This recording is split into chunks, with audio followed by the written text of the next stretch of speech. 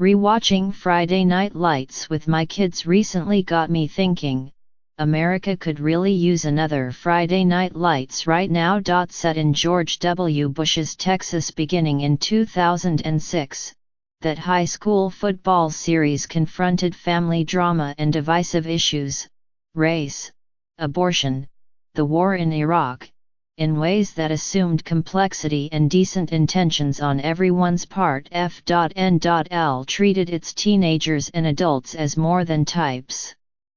Even if characters were deeply wrong, the series had the generosity to show you how they could see themselves as right.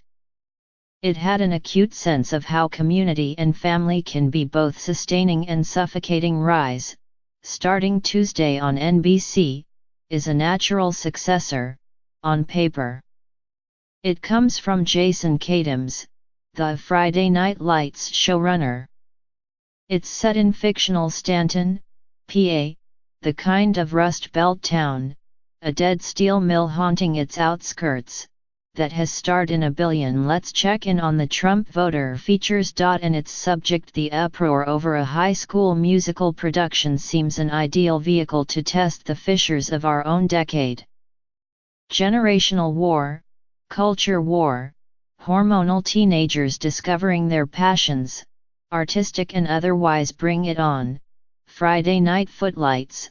I think Rise wants to be that kind of show. But its first 10-episode season, starting Tuesday, is proof that wanting alone does not make a thing so. Its first problem is stage center. Lou Mazzucchelli, Josh Radnor, a dispirited English teacher, talks his way into taking over the school drama department. He has no experience, unlike the colleague, Tracy Wolff, Rosie Perez.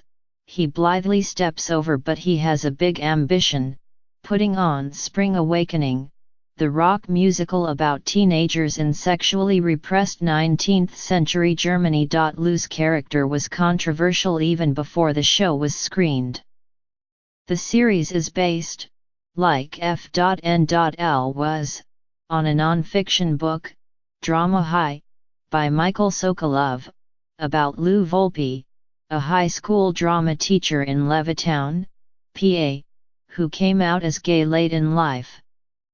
Mr. Katims renamed Lou and reimagined him as a married straight man with kids. I can't know if Lou would work better if Mr. Katims hadn't taken that liberty. I do know that Mr. Radnor is not convincing, or he is, but in the wrong ways. Lou has supposedly taught in Stanton for 17 years. Yet he interacts with everyone as if he's just stepped off the bus.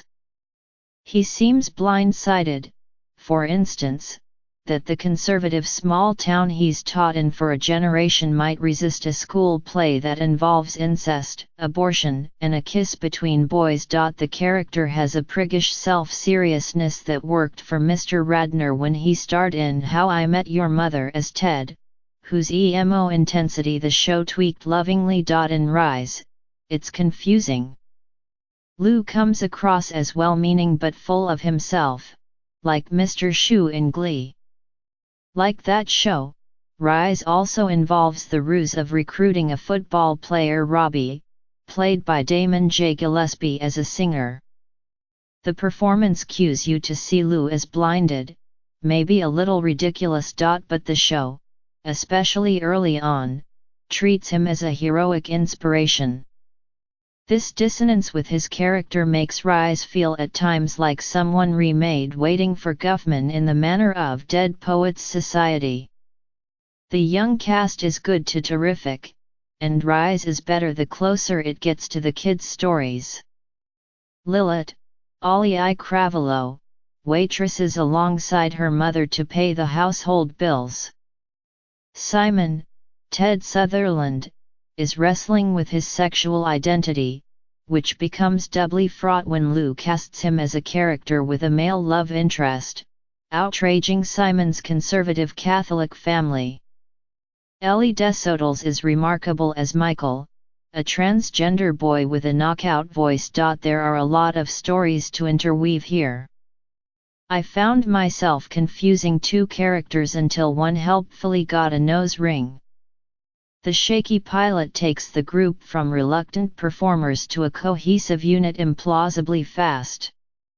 But the cast sells the off-stage drama, and the musical snippets are transporting. The other global issue is how Rise stacks the deck dramatically.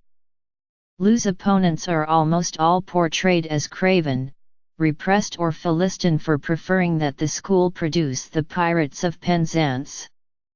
The major exception is Tracy, whom Ms. Perez plays as a passionate pragmatist.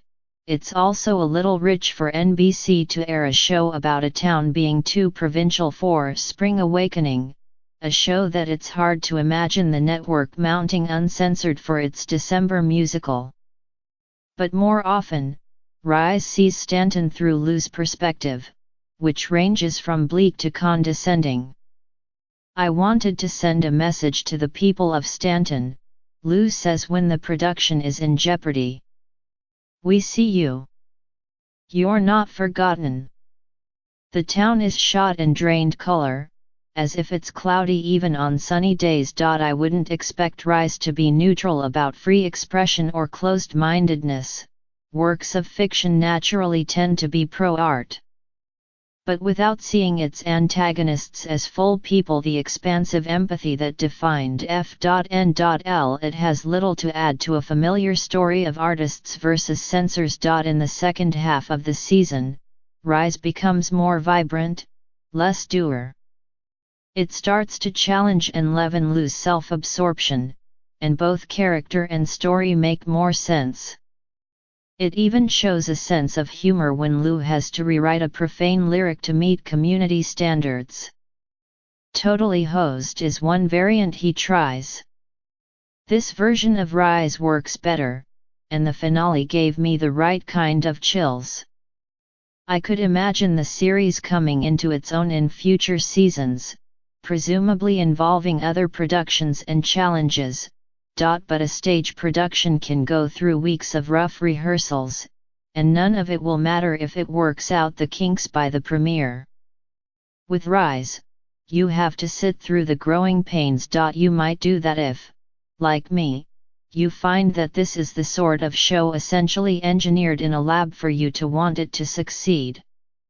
But the best version of this high school musical will have to come, if it does, in its second act.